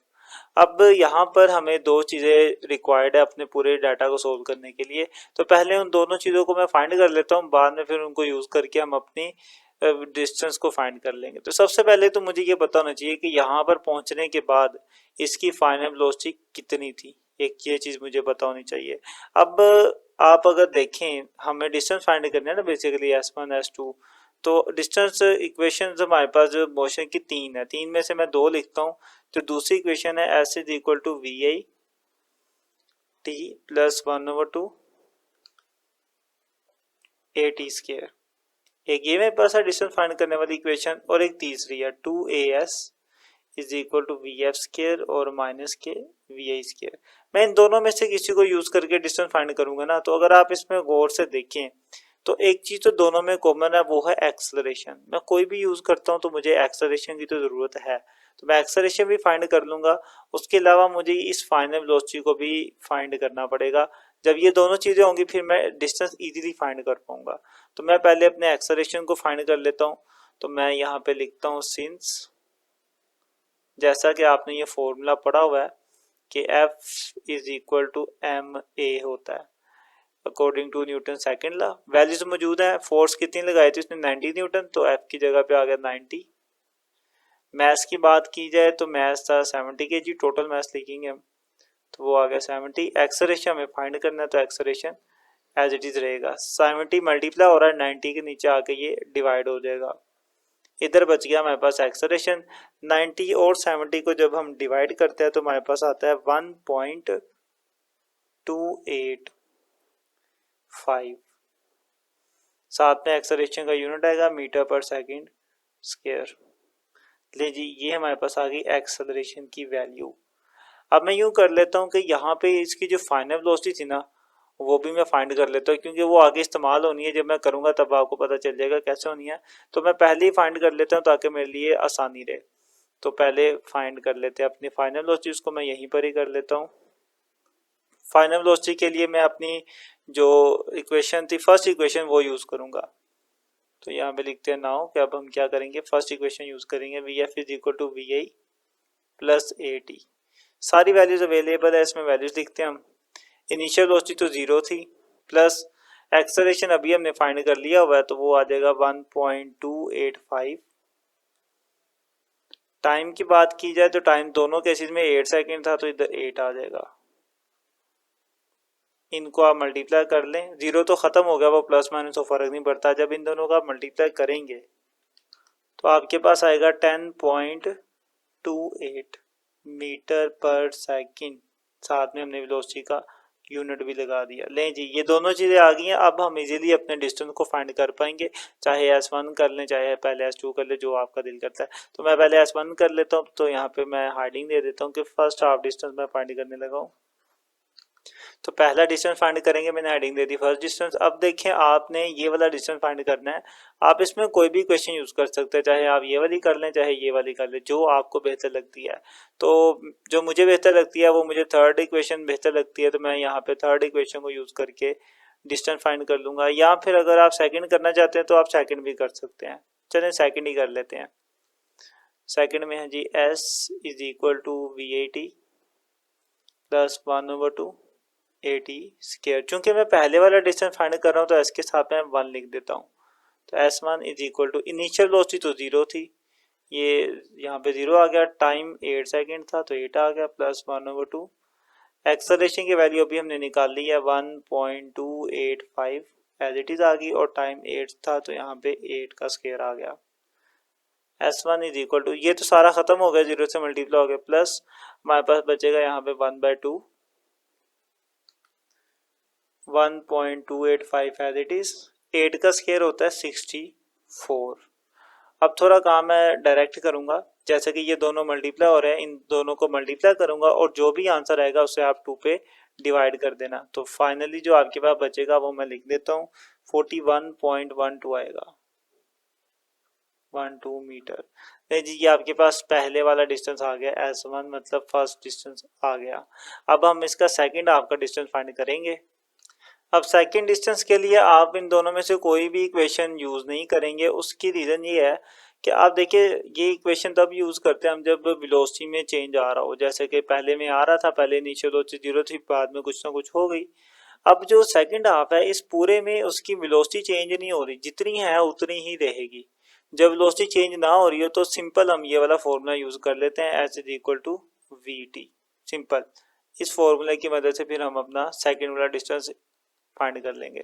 तो हम लिखेंगे S is equal to V multiply by t. अब यहाँ पे V कौन सा होगा, देखिए आपने V का मतलब है वेलोसिटी। अब इस पूरे हिस्से में इसकी जो वेलोसिटी थी वो वही थी जो यहाँ पर आके फाइनल वेलोसिटी बन गई, क्योंकि इसी फाइनल वेलोसिटी के साथ वो आगे मूव किया था। तो लिहाजा मैं यहाँ पे V के साथ F लिखूंगा, मतलब कि वही फाइनल वेलोसिटी ही आगे चल रही है, तो इसलिए इसके साथ VF आएगा। अब वैल्यूज पुट कर देते हैं। फाइनल वेलोसिटी हम फाइंड कर चुके थे, इसलिए मैंने पहले कर ली थी क्योंकि ये आगे यूज होनी थी। 10.28 आ जाएगा यहाँ पे। तो 10.28 मल्टीप्लाई बाय टाइम, चूंकि 8 सेकेंड है तो 8 आ जाएगा। S इज इक्वल टू, इन दोनों को मल्टीप्लाई कर लें, हमारे पास आएगा 82.24। साथ में मीटर लिखूंगा क्योंकि वो डिस्टेंस का यूनिट है। अब चूंकि सेकंड डिस्टेंस था तो यहाँ पे 2 आना चाहिए, इधर भी 2 लिख देंगे हम, यहाँ पर भी 2 लिख देंगे। नहीं जी, इस तरीके से हमारे पास हमारा सेकंड डिस्टेंस भी आ गया। अब चूंकि टोटल डिस्टेंस फाइंड करना है तो वो इन दोनों को जमा करके आएगा, तो मैं यहीं पर ही हेडिंग दे देता हूँ टोटल डिस्टेंस की। टोटल डिस्टेंस वो कैसे आएगा, दोनों को जमा करके, S1 plus S2, values put करते हैं दोनों की। S1 ये था हमारे पास 41.12 प्लस S2 हमारे पास था 82.24, और जब दोनों को हम जमा करेंगे तो हमारे पास आएगा 123.36 मीटर। इतना भी ठीक है, अगर आप लिख देंगे तो कोई मसला नहीं है। लेकिन अगर आप इसे राउंड ऑफ कर लें तो कुछ इस तरीके से हो जाएगा 123.4, क्योंकि ये 5 से बड़ी है तो इसको ख़त्म करेंगे, आगे में एक जमा कर देंगे तो ये 4 हो जाएगा। लेकिन जी इस तरीके से आपका टोटल फाइनल डिस्टेंस आ गया। उम्मीद है कि आपको ये सारा न्यूमेरिकल समझ आ चुका होगा। कहीं पे इशू हो तो आप ज़रूर कमेंट करें। मूव करते हैं आपके नेक्स्ट न्यूमेरिकल नंबर 3.8 की तरफ। तो यहाँ तक हमने कर दिया जी 3.7, इसके बाद मूव करते हैं 3.8 की तरफ। 3.8 इसमें लिखा हुआ है कि a ball of mass 0.4 kilogram is dropped on the floor from a height of 1.8 metre. कि आपके पास एक बॉल है जिसका मास उसने आपको दिया हुआ है 0.4 किलोग्राम। आपने इस बॉल को किसी हाइट से गिराया नीचे, ठीक है, कितनी हाइट से गिराया आपने इसे 1.8 मीटर की हाइट से गिराया 1.8 मीटर की हाइट से नीचे गिराया। आगे वो कहता है the ball rebounds straight upward to a height of 0.8 metre, कि ये बॉल जो है नीचे ग्राउंड के साथ टकराने के बाद दोबारा ऊपर की तरफ मूव करती है, लेकिन अब की दफ़ा उसकी हाइट थोड़ी सी कम हो जाती है, ज़ाहिर है एनर्जी लॉस हो गई। अब कितनी हाइट हो गई उसकी, अब की दफ़ा उसकी हाइट है जी 0.8 मीटर। यही चीज़ उसने यहाँ पे लिखी है कि दोबारा उसकी हाइट कितनी हो जाएगी, 0.8 मीटर हो जाएगी। आगे वो कहता है what is the magnitude and direction of the impulse. Impulse की मैग्नीट्यूड क्या होगी और डायरेक्शन क्या होगी। पहली चीज आपको पता हो कि इम्पल्स क्या होता है। इम्पल्स का बेसिकली मतलब होता है कि जब बहुत ज़्यादा फोर्स बहुत कम टाइम के लिए लगे उसे इम्पल्स कहते हैं। या ज़्यादा आपको थोड़ा सा बता दें कि इम्पल्स का मतलब ये होता है मैथमेटिकली कि किसी बॉडी के मोमेंटम में जितना चेंज आता है ना उसे उसकी इम्पल्स कहते हैं। ठीक है, चेंज इन मोमेंटम क्या कहलाता है, इम्पल्स कहलाता है। तो अब जो डाटा दिया है पहले तो वो लिख लेते हैं, उसके बाद फिर कैसे फाइंड करेंगे उसके ऊपर आएंगे। तो सबसे पहले उसने मुझे क्या दिया हुआ था, मैस इस बॉल का, तो वो मैंने लिख लिया, वो है 0.4 kg। उसके बाद उसने मुझे इसकी हाइट दी हुई है और वो किया है 1.8 मीटर है, तो ये पहली वाली हाइट है, इसे मैं h1 कह देता हूँ, h1। उसके बाद उसने मुझे इसकी सेकंड हाइट दी हुई है, वो है 0.8, तो इसके मैं h2 कह देता हूँ और वो कितनी है जी 0.8 है। अब चलते हैं फाइंड की तरफ। तो फाइंड मुझे क्या करनी है, इम्पल्स फाइंड आउट करनी है। तो मुझे फाइंड करनी है जी इम्पल्स, इम्पल्स हमें फाइंड करनी है। और एक और चीज भी हमने फाइंड करनी थी, इसकी डायरेक्शन भी करनी थी, तो वो भी लिख देते हैं। तो वो भी मैंने लिख दिया, डायरेक्शन ऑफ इम्पल्स के, हमें इम्पल्स की डायरेक्शन भी फाइंड करनी है। अब आते हैं सॉल्यूशन के ऊपर। देखिए जैसा कि मैंने आपको बताया कि इम्पल्स का मतलब क्या होता है कि किसी बॉडी के मोमेंटम में कितना चेंज आ रहा है। तो मैं बेसिकली यही फाइंड करूंगा कि इस बॉल का इनिशियल मोमेंटम कितना था और देन फाइनल मोमेंटम कितना था। ठीक है, इनिशियल मोमेंटम क्या होगा, mv1 माइनस vi क्या लें minus then final momentum mvf। यहाँ पर एक चीज थोड़ी सी करेक्ट कर लें, इनिशियल में से फाइनल में से इनिशियल मोमेंटम को माइनस करते हैं तो हमारे पास क्या आ जाती है, हमारी इम्पल्स आ जाती है। आप इसको इस तरीके से भी लिख सकते हैं, इनमें से मैथ्स को कॉमन ले लें, अंदर क्या बचेगा, vf माइनस vi बचेगा। तो बेसिकली इस फॉर्मूले को इस्तेमाल करते हुए हम इम्पल्स फाइंड करेंगे। अब यहाँ पर देखिए कि मुझे ये पता होना चाहिए कि इस बॉल की जो फाइनल वेलोसिटी थी वो कितनी थी और इनिशियल वेलोसिटी कितनी थी। अब इसका मतलब समझे, इसका मतलब ये है, फाइनल वेलोसिटी का मतलब ये है कि टकराने के बाद वाली वेलोसिटी। पहले ये जब आ रही थी तो उस वक्त उसकी जो वेलोसिटी होगी उसे इनिशियल वेलोसिटी कहेंगे, और टकराने के बाद जो वेलोसिटी होगी उसे हम क्या कहेंगे, उसकी फाइनल वेलोसिटी कहेंगे। तो मैं थोड़ी सी कंफ्यूजन से बचने के लिए मैं यहाँ पर vf और va लिखने की बजाय v1 और v2 लिख देता हूँ।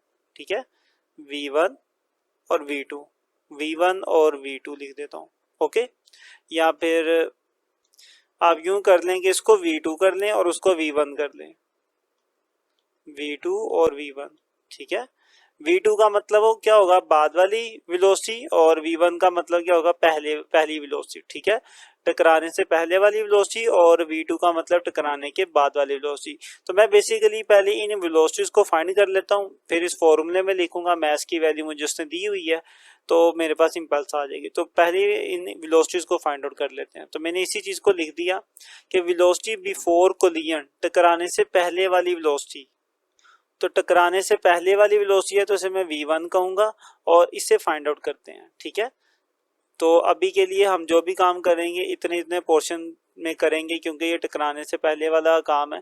तो इसमें देखें कि जब मैं इस बॉल को यहाँ से रिलीज करूंगा तो उस वक्त शुरू में तो इसकी वेलोसिटी क्या होगी, जीरो होगी, और देन आहिस्ता आहिस्ता आहिस्ता इसकी वेलोसिटी क्या होगी, इंक्रीज हो जाएगी। ठीक है, तो स्टार्टिंग में इसकी वेलोसिटी क्या होगी, जीरो। तो मैं ये बात कर सकता हूँ कि इसकी इनिशियल वेलोसिटी क्या होगी, जीरो होगी, और इसको नीचे आने में जो टाइम लगेगा वो उसने हमें नहीं दिया हुआ। हाँ, लेकिन जो हाइट है वो उसने दी हुई है, वो कितनी है जी, 1.8 मीटर है। तो हाइट उसने मुझे कितनी दे दी हुई है, हाइट दे दी हुई है 1.8 मीटर हाइट दे दी हुई है।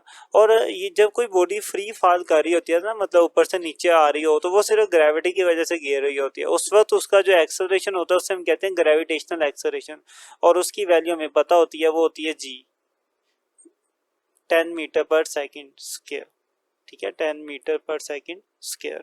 अब इन सारी वैल्यूज को फाइंड करते हुए, यूज करते हुए, मैं क्या करूंगा, इस बॉल की वेलोसिटी फाइंड करूंगा जो वेलोसिटी टकराने से बिल्कुल पहले थी, मतलब उसकी फाइनल वेलोसिटी फाइंड करूंगा। ठीक है, तो फॉर्मूला मैं यूज करूंगा अपनी फर्स्ट इक्वेशन, बल्कि फर्स्ट इक्वेशन में अगर देखें तो वी एफ बराबर होता है v i plus a t. इसमें मसला ये है कि हमारे पास टाइम तो दिया नहीं हुआ, तो मैं अपनी इस इक्वेशन को यूज करके फाइनल वेलोसिटी नहीं फाइंड कर पाऊंगा। तो मैं अपनी थर्ड इक्वेशन यूज करता हूँ, क्योंकि उसके अंदर टाइम की जरूरत ही नहीं होती। तो वो है 2as is equal to v f square minus v i square. इसमें देखें s का मतलब है हाइट, तो यहाँ पे जो हाइट है वो h1 है, तो s की जगह पे h1 आ जाएगा। वैल्यूज पुट करते हैं, और एक और चीज, एक्सेलरेशन की भी जगह पर क्या आएगा, g आएगा, क्योंकि बॉडी ऊपर से नीचे गिर रही है ना, तो एक्सेलरेशन क्या हो जाएगा, ग्रेविटेशनल। अब वैल्यूज देखते हैं, तो g की वैल्यू मेरे पास 10 है, पहले वाली हाइट है मेरे पास 1.8 is equal to final velocity तो मैं फाइंड कर रहा हूँ, माइनस इनिशियल वेलोसिटी क्या थी, जीरो थी। ठीक है, जब बॉल को अभी मैंने पकड़ा हुआ था तो इनिशियल वेलोसिटी क्या थी उसकी, जीरो थी। चलें जी, अब इसको सोल्व कर ले। इन सबको जब आप मल्टीप्लाई करवाते हैं तो हमारे पास आता है 36 is equal to v f square. Zero तो खत्म हो जाएगा, प्लस माइनस हो, फर्क नहीं पड़ता। अब स्क्र खत्म करने के लिए मुझे क्या करना पड़ेगा, इसका अंडर रूट लेना पड़ेगा। तो दोनों तरफ अंडर रूट ले लेंगे, फाइनल वेलोसिटी का स्क्र था, इसके ऊपर भी अंडर रूट ले लेंगे। 36 का जो अंडर रूट होता है वो होता है मेरे पास 6, तो यहाँ पे 6 आ जाएगा, और यहाँ पर इसका भी स्केयर खत्म, तो फाइनल वेलोसिटी बचेगा। तो साथ में इसका यूनिट लिखूंगा मीटर पर सेकेंड। तो ये फाइनल वेलोसिटी आ गई मेरे पास। बेसिकली ये फाइनल वेलोसिटी का मतलब क्या है, इसका मतलब है टकराने से पहले वाली वेलोसिटी। यहाँ पर बिल्कुल बिल्कुल ग्राउंड से टकराने से बिल्कुल 1 सेकंड पहले जो उसकी वेलोसिटी होगी ना, चंद सेकंड पहले, वो वेलोसिटी मेरे पास क्या है, फाइनल। और बेसिकली वही वेलोसिटी क्या होगी हमारे पास जिसे मैं v1 कह रहा था। ठीक है, वेलोसिटी बिफोर कोलिजन, टकराने से पहले वाली वेलोसिटी, उसे मैंने क्या कहा था, v1 कहा था। तो मैं इसी को ही क्या कह देता हूँ, v1 भी कह देता हूँ। तो ये किसकी इक्वल है, v1 की इक्वल है। यहाँ आप अलग से नीचे लिख लें कि यही बेसिकली हमारे पास क्या है, टकराने से पहले वाली वेलोसिटी है, जिसे मैं v1 कह रहा हूँ, 6 मीटर पर सेकेंड। ओके, तो ये मेरे पास आ गई पहले वाली वेलोसिटी। ठीक है, इस सिस्टम की टकराने से पहले वाली वेलोसिटी आ गई। अब बाद वाली वेलोसिटी फाइंड करते हैं, वो भी सेम इसी मेथड से करेंगे। तो वही काम मैं बिल्कुल इसके साइड पे ही कर देता हूँ, ताकि आपके सामने ही रहे और आपको ज़रा मुश्किल ना रहे। तो देखिए, अब आपने सिर्फ इस वाले केस को जहन में रखना है। यहाँ पर क्या हो रहा होगा, जब मेरी बॉल नीचे टकराएगी, टकराने के बाद ऊपर की तरफ मूव करेगी, तो यहाँ पर उसकी वेलोसिटी कितनी होगी वो मुझे फाइंड करनी है। ठीक है, टकराने के बाद उसकी कितनी वेलोसिटी हो जाएगी वो मैं फाइंड करूंगा। तो वो मेरी क्या हो जाएगी, यहाँ पर इनिशियल वेलोसिटी हो जाएगी। और जब ये ऊपर मूव करेगी, ऊपर मूव करके आहिस्ता आहिस्ता उसकी वेलोसिटी कम हो जाएगी, और फाइनली इस हाइट पर उसकी वेलोसिटी क्या हो जाएगी, जीरो। मतलब फाइनल वेलोसिटी क्या हो जाएगी, जीरो हो जाएगी। ठीक है, इसी चीज को अब मैं यहाँ पे यूज करूंगा। आपने अभी जितना भी सोचना है सिर्फ सेकंड हिस्से के बारे में सोचना है। तो इसमें मेरे पास जो फाइनल वेलोसिटी थी वो थी जीरो, और इनिशियल वेलोसिटी मैं बेसिकली फाइंड करूंगा, वही वेलोसिटी होगी जो मेरे पास टकराने के बाद वाली वेलोसिटी है, जिसे मैं इनिशियल कह रहा हूँ, वो मैं फाइंड करूंगा। हाँ, हाइट कितनी है, अब इस केस में जो हाइट है वो मेरे पास है 0.8 मीटर। ठीक है, इसी चीज को हमने यहाँ पर भी लिखा हुआ था। तो अब सेम यही फॉर्मूला यूज करेंगे। तो फॉर्मूला क्या होगा मेरे पास, 2g h2, अब चूंकि सेकंड हाइट है तो h2 आएगा, then vf square minus vi square, तो 2 तो एज इट इज रहेगा, g की वैल्यू होती है 10, हाइट मेरे पास थी 0.8। अब देखिए फाइनल वेलोसिटी मेरे पास 0 है तो इसकी जगह पे 0 आ जाएगा, 0 का स्क्वायर माइनस इनिशियल वेलोसिटी मेरे पास, इनिशियल वेलोसिटी मुझे फाइंड करनी है तो वो एज इट इज रहेगी। इन सबको आप मल्टीप्लाई करवा लें तो आपके पास आ जाएगा 16। लेकिन इसमें एक ये भी चीज़ तो देखें कि बॉल जो है ऊपर की तरफ जा रही है, जब कोई बॉडी ऊपर की तरफ मूव कर रही होती है तो उस केस में जी की वैल्यू क्या होती है, नेगेटिव होती है, तो जी के साथ क्या आएगा, माइनस आएगा। इनको मल्टीप्लाई करवा के ये माइनस का बन गया और यहाँ पे 0 का स्क्वायर खत्म हो गया, माइनस क्या बच गया, इनिशियल वेलोसिटी का स्क्वायर बच गया, दोनों तरफ माइनस कैंसिल, सिंपल क्या बच गया 16। और स्क्वायर खत्म करने के लिए मैं इनका ले लेता हूँ अंडर रूट, 16 का अंडर रूट हो गया 4 और इनिशियल वेलोसिटी मेरे पास एज इट इज, इसका स्क्वायर खत्म हो गया और साथ में इसका यूनिट आ गया। अब यहाँ पे ये जो मेरे पास इनिशियल वेलोसिटी है ना, ये बेसिकली मुझे क्या बता रही है, ये टकराने के बाद वाली वेलोसिटी, और टकराने के बाद वाली जो वेलोसिटी है उसे मैंने क्या कहा हुआ है, v2 कहा हुआ है, तो मैं उसे v2 कह देता हूँ। तो मेरे पास टकराने के बाद वाली वेलोसिटी क्या हो जाएगी, v2, और वो कितनी है, 4 मीटर पर सेकेंड है। तो मेरे पास टकराने से पहले वाली वेलोसिटी भी आ चुकी है, टकराने के बाद वाली वेलोसिटी भी आ चुकी है। अब इससे आगे आपको एक चीज समझनी है कि देखें, जब ये ऊपर से नीचे आ रही थी इसकी डायरेक्शन ये थी, जब वो टकराई तो डायरेक्शन बदल गई, ठीक है। जब कोई दो बॉडीज या एक ही बॉडी है, वो टकराने के बाद उसकी जब डायरेक्शन चेंज हो जाती है तो उस वक्त उसकी वेलोसिटीज को हम, जो पहले वाली वेलोसिटी होती है उसको हम नेगेटिव लेते हैं और बाद वाली को पॉजिटिव लेते हैं। मतलब यह है कि अगर कोई बॉडी टकराती है, टकराने के बाद जब उसकी डायरेक्शन बदल जाती है तो फिर हम क्या करते हैं, वेलोसिटीज को नेगेटिव लेते हैं। अब मैं किस वेलोसिटी को नेगेटिव लूं, ये पहले वाली को नेगेटिव लूं या जो बाद वाली है उसको नेगेटिव लूं। देखें जो आपके पास इंपल्स होती है ना, इंपल्स की डायरेक्शन बेसिकली वही होती है जो टकराने के बाद वाली वेलोसिटी बचती है। तो टकराने के बाद तो ये वाली वेलोसिटी बच रही है ना, इसी डायरेक्शन में बॉडी जा रही है, तो लिहाजा मैं क्या करूंगा, इस वाली वेलोसिटी को पॉजिटिव रखूंगा और टकराने से पहले वाली वेलोसिटी को क्या कर दूंगा, नेगेटिव कर दूंगा, ठीक है। दोनों के डायरेक्शन ऑपोजिट होने की वजह से एक मुझे नेगेटिव करनी है और एक मुझे पॉजिटिव करनी है, तो हम पॉजिटिव उसको रखेंगे जो टकराने के बाद बची है, जो टकराने से पहले वाली है फिर उसको क्या कर देंगे, नेगेटिव कर देंगे। तो टकराने से पहले वाली तो ये 6 थी, तो इसलिए अब मैं इसे क्या लिखूंगा, नेगेटिव लिखूंगा, तो v1 मेरे पास क्या हो जाएगा, -6 मीटर पर सेकंड हो जाएगी और v2 मेरे पास प्लस में ही रहेगा, 4 मीटर पर सेकंड हो जाएगा। तो यहाँ पे आप हाइडिंग दे दें, as a direction of velocities are opposite या चेंज्ड, वही मैंने लिख दी, as a direction of velocities are change, कि जैसे कि वेलोसिटीज की जो डायरेक्शन है वो चेंज हो गई है, इसलिए मैंने इसके साथ क्या लिख दिया, माइनस लिख दिया। अब आते हैं इंपल्स फाइंड करते हैं, तो नाउ जो इंपल्स है वो किसके बराबर होती है, जितना मोमेंटम चेंज हुआ, मतलब मैस इनटू जितना आपका बच गया था मोमेंटम बाद वाली वेलोसिटी माइनस इनिशियल वेलोसिटी, मतलब टकराने से पहले वाली वेलोसिटी, से इनिशियल नहीं, मैं v1 कह रहा हूँ। यहाँ पर वैल्यूज पुट करते हैं तो i इज इक्वल टू, इसका जो मैस था बॉल का वो हमारे पास था जी, देख लेते हैं कितना मैस था, 0.4, तो मैस की जगह पे आ जाएगा 0.4, तो यहाँ आ गया 0.4। टकराने के बाद वाली वेलोसिटी थी मेरे पास 4 माइनस टकराने से पहले वाली वेलोसिटी थी -6, तो यहाँ पर 0.4 तो एज इट इज रहेगा, 4 माइनस माइनस हो जाएगा +6 and then i is equal to 0.4 as it is, ये जमा होके हो जाएंगे 10 और जब ये मल्टीप्लाई होंगे तो मेरे पास फाइनली आंसर आ जाएगा जी 4, और इम्पल्स का यूनिट होता है जी न्यूटन सेकेंड, ठीक है। तो ये मैंने इम्पल्स फाइंड आउट कर ली, इम्पल्स कितनी होगी। अब इसमें डायरेक्शन भी बतानी है तो डायरेक्शन भी बता देते हैं यहीं पर ही, तो थोड़ी सी जगह बनाते हैं। अब डायरेक्शन की बात कर लेते हैं, यहाँ पर ही कर देते हैं जी डायरेक्शन। जैसा कि ये बात मैंने पहले की थी, डायरेक्शन बेसिकली इंपल्स की वही होती है जो टकराने के बाद जिस डायरेक्शन में बॉडी मूव कर रही हो, तो बॉल नीचे टकराने के बाद ऊपर मूव की है ना, तो इंपल्स की भी डायरेक्शन क्या होगी, अपवर्ड होगी, तो इसकी डायरेक्शन क्या हो जाएगी, अपवर्ड। ले जी, तो आपका ये न्यूमेरिकल सोल्व हो चुका है। इसमें थोड़ा सा ध्यान से काम करना पड़ता है, तो उम्मीद है कि आप इसको समझ चुके होंगे इस पूरे न्यूमेरिकल को। ये था आपका न्यूमेरिकल नंबर 8। मूव करते हैं इसके न्यूमेरिकल नंबर 9 की तरफ। 3.9 इसमें लिखा हुआ है कि 2 balls of mass 0.2 kg and 0.5 kg। ये आपके पास दो बॉल्स हैं और दोनों का मैस उसने दे दिया। लेट्स सपोज जी ये दो बॉल्स हैं, ठीक है। आगे वो कहता है are moving towards each other, दोनों एक दूसरे की तरफ मूव कर रहे हैं, ठीक है। और with velocity 20 metre per second and 5 metre per second respectively, ठीक है। मतलब पहले वाले की वेलोसिटी 20 है और दूसरे वाले की जो वेलोसिटी है वो 5 है, ठीक है। इसकी वेलोसिटी को मैं v1 कह देता हूँ और इसकी वेलोसिटी को मैं v2 कह देता हूँ।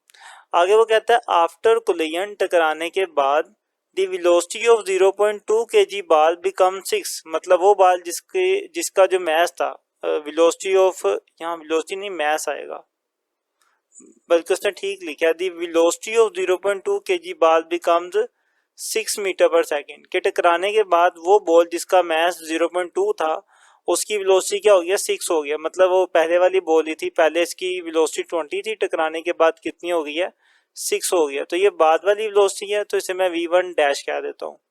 आगे वो कहता है what will be the velocity of 0.4 kilogram ball, कि ये जो दूसरी बॉल है जिसका मैस 0.4 किलोग्राम है, इसकी टकराने के बाद कितनी वेलोसिटी होगी। टकराने के बाद वाली वेलोसिटी को v2 डैश कहेंगे और ये अब हमने उसे फाइंड करके देनी है, ठीक है। तो जो जो उसने दिया हुआ है वो मैं डाटा लिख लेता हूँ। पहली चीज, इसने मुझे इसका मैस दिया था 0.2 kg, दूसरी बॉडी का मैस था 0.4 kg, पहली बॉडी की वेलोसिटी थी 20 मीटर पर सेकंड, तो यहाँ पे 20 मीटर पर सेकंड आ जाएगा। उसके बाद उसने दूसरी बॉडी की भी मुझे वेलोसिटी दी हुई थी, तो वो है 5 मीटर पर सेकंड, तो यहाँ पे 5 मीटर पर सेकंड आ गया।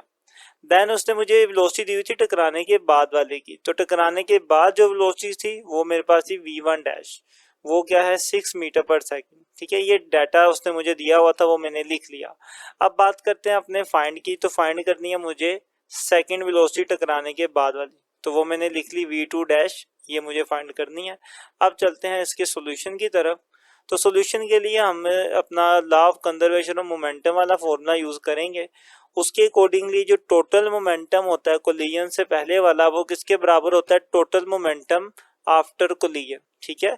पहले वाला टकराने से पहले वाला मोमेंटम किसके बराबर होगा टकराने के बाद वाले के मोमेंटम के। अब टकराने से पहले इनका क्या मोमेंटम होगा, दोनों के मोमेंटम को जमा कर देंगे, तो टकराने से पहले पहले वाली बॉल का मोमेंटम होगा m1 v1 प्लस, और दूसरी बॉल का मोमेंटम होगा m2 v2। ये टकराने से पहले का मोमेंटम है, और टकराने के बाद क्या हो जाएगा m1 v1 dash plus m2 v2 dash, ठीक है। टकराने के बाद चूंकि उनकी वेलोसिटीज बदल जाती हैं, इसलिए v1 के ऊपर भी डैश और v2 के ऊपर भी डैश, मतलब कि अब वेलोसिटीज पहले वाली नहीं रही, चेंज हो चुकी हैं। इन सब की वैल्यूज पुट कर दें, सब की वैल्यूज है हमारे पास। m1 की बात की जाए तो वो 0.2 है और m2 है 0.4, तो m1 की जगह पे 0.2 आ गया और v1 है मेरे पास 20, यहाँ पे 20 आ गया, प्लस m2 था हमारे पास 0.4 और उसकी वेलोसिटी थी हमारे पास 5, फिर m1 मेरे पास है 0.2 और v1 डैश, इसकी वेलोसिटी टकराने के बाद चेंज हुई थी और वो 6 थी, तो यहाँ पे 6 आएगा, प्लस m2 हमारे पास है 0.4 और इसकी वेलोसिटी बेसिकली हमने फाइंड करनी है टकराने के बाद वाली, तो v2 डैश हमने फाइंड आउट कर दिया। अब सिंपल कैलकुलेट करें, इनको जब आप मल्टीप्लाई करवाएंगे तो आपके पास 4 आ जाएगा, प्लस जब इन दोनों को मल्टीप्लाई करवाएंगे तो आपके पास 2 आ जाएगा। अब इसके अंदर एक चीज का आपने ख्याल रखना है कि जैसा कि ये दोनों वेलोसिटीज की डायरेक्शन ऑपोजिट है, इन दोनों की डायरेक्शन क्या है ऑपोजिट है, तो मुझे एक वेलोसिटी को नेगेटिव लेना पड़ेगा, तो मैं v2 को नेगेटिव कर लेता हूँ, तो v2 के साथ माइनस आएगा, ठीक है। यहाँ पर भी हम क्या करेंगे v2 के साथ माइनस लिखेंगे, प्लस माइनस ये माइनस, और मेरे पास यहाँ पे बचेगा 2, ठीक है, -2 आएगा, इज इक्वल टू, इन दोनों को जब हम मल्टीप्लाई करवाते हैं तो मेरे पास आता है 1.2 प्लस 0.4, तो अभी एज इट इज रहेगा, और बाहर मेरे पास है v2 डैश। इन दोनों को माइनस किया तो 2 आ गया, ये प्लस है, ये इधर आके माइनस हो जाएगा, तो 2 माइनस 1.2, इधर बच गया जी 0.4 मल्टीप्लाई बाय V2 डैश। इन दोनों को माइनस करें तो हमारे पास बचता है 0.8 आएगा, is equal to 0.4 and V2 dash. ये मल्टीप्लाई है, इधर आके ये डिवाइड हो जाएगा, तो 0.8 डिवाइडेड बाय 0.4 V2 डैश, इनको डिवाइड करेंगे तो हमारे पास 2 आ जाएगा। तो जो सेकंड बॉडी है उसकी वेलोसिटी हमारे पास आ गई 2 मीटर पर सेकंड। तो इसी के साथ हमारा ये न्यूमेरिकल भी कंप्लीट होता है और तमाम न्यूमेरिकल्स ख़त्म हो जाते हैं इसी के साथ। तो उम्मीद है कि ये सारे के सारे न्यूमेरिकल्स आपको समझ आए होंगे। अगर आपको कोई इशू हो, कहीं पे कोई चीज़ ना समझ आए तो कमेंट लाजमी कीजिएगा, और अगर समझ आ जाए तब भी कमेंट करके बताया करें और फिर वीडियो दोस्तों तक शेयर कर दिया करें। मिलते हैं इंशाल्लाह नेक्स्ट वीडियो में, तब तक के लिए अल्लाह हाफिज़।